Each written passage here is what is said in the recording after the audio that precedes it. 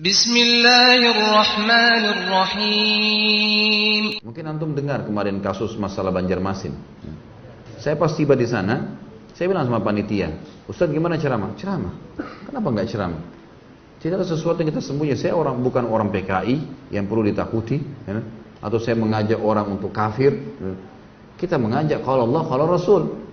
Ceramah saya semua hampir 600 judul ada di YouTube, bisa ditonton sama semua orang, bisa dinilai.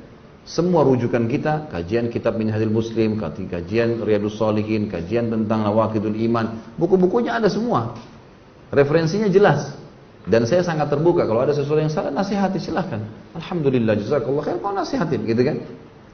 Tapi rupanya tidak tahu surat itu dari mana, tidak ada kop suratnya, tiba-tiba main mengancam. Ini semua hal yang sama sekali jauh dari adab kaum muslimin. Ya. Di Indonesia, teman-teman yang tanda tangan di situ, mengatasnamakan, gitu kan, mengatasnamakan lembaga-lembaga mereka, masa kalau Natal jaga gereja? Hah? Masa pemimpin non-muslim didukung? Masa pabrik sendal yang tulis lafzul jalalah mau ditutup kemudian mereka bela? Syiah buat asyara dibela, ya. Ahmadiyah dan seterusnya aliran sesat banyak. Ahli sunnah wal jamaah ditahan. Dan apa haknya secara hukum pemerintahan, apa haknya gitu? Tidak ada hak syar'i. Kalau yang tahan mungkin aparat pemerintah resmi, militer pemerintah mungkin. Ini enggak sama sekali. Dari mana ini? Gitu kan? Tapi saya lihat subhanallah pada saat itu sudah terlalu banyak ya. Itu kemarin masa yang datang untuk hadir taklim saja, kalau dihitung-hitung bisa 10.000 kali lebih. Ya. Ada yang sudah nginep berapa hari dari Palangkaraya, dari mana-mana segala macam. Kemudian juga ada yang sudah nginep sampai 2 hari di situ. Akhirnya di tempat yang saya nginep, jazakallah khair Pak Haji yang undang itu, ngumpul semua ikhwah. Masjid tahu tidak datang, saya ditahu di sini datang semua. Akhirnya terpaksa saya buatin taklim di rumah. Tapi apa jawaban saya teman-teman sekalian? Saya bilang ikhwani. Dan itu betul juga ada akhwat. Kita harus tahu satu hal. Tidak ada dalam agama itu tidak ada cobaan. Ada cobaan. Dalam dakwah ada cobaan, dalam makan ada cobaan, ada cobaan. Kita anggap ini ada saudara-saudara kita muslim yang tidak ngerti apa-apa tentang keadaan, belum kenal saya, belum tahu, main langsung vonis, apalagi ditulis Khalid Basalamah pemecah umat ini. Apa yang pemecah umat? Apa yang saya pecahin? Hah? Kalau saya disuruh pecahin telurnya mungkin iya saya pecahin telurnya supaya makan gitu. Nah, apa yang dipecahin gitu? Ya. Jadi akhirnya ditulislah hal-hal yang tidak benar. Saya bilang jangan balas kebodohan dengan kebodohan. Ingat. Saya minta antum dengan tenang, ribuan orang pulang, jangan buat keributan, jangan balas kebodohan dengan kebodohan. Sudah selesai, nggak masalah. Saya pun akan balik ke Jakarta, gitu kan? Jangan jadikan sebagai sebuah masalah. Ini cobaan. Nabi SAW bahkan dilempari batu di kota Taif. Gitu. Sabar beliau berdakwah, sudahlah. Ya, tidak ada sesuatu yang perlu kita khawatirkan. Jangan balas keterburukan akhlak kecuali dengan kebijaksanaan. Harus begitu, kedewasaan. Udah selesai. Alhamdulillah saya dari kecil sudah terbiasa memimpin lembaga, artinya sudah biasa dari kecil, dari SD dipilih jadi pemimpin ketua kelas, jadi begini sampai saya ngajar di kampus di Makassar jadi wakil rektor, kemudian saya jadi ketua yayasan berapa kali, udah biasa mimpin dan saya udah biasa hadapin banyak karakter jemaah di pengajian dan seterusnya. Gak perlu kita balas dengan emosi, saya gak perlu bilang itu serang sekalian, ribut. Alhamdulillah. Dan saya tetap berdoa kepada Allah mudah-mudahan teman-teman ini diberikan hidayah. Siapa tahu malah dengan dengar ceramah insya Allah malah lebih baik gitu kan. Tapi ini tidak boleh terjadi. Apalagi di kalangan ahli sunnah wal jamaah. Nggak boleh sama sekali terjadi. Saya juga warga negara Indonesia sampai salah satu pengacara sana bilang, Ustadz ini kalau antum yang sedang diserang, antum warga negara Indonesia.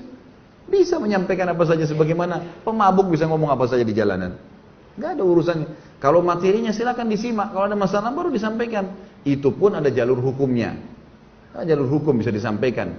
Baru kemudian ini kalau tiba-tiba mau mengancam saja surat, dilempar begitu saja tanpa ada kejelasan. Sekarang malah dibumbu-bumbuin tuh. Karena dianggap tidak berhasil dibumbuin tuh. Oh sampai gubernur nolak, sampai segala macam hal. Ini tidak benar semuanya.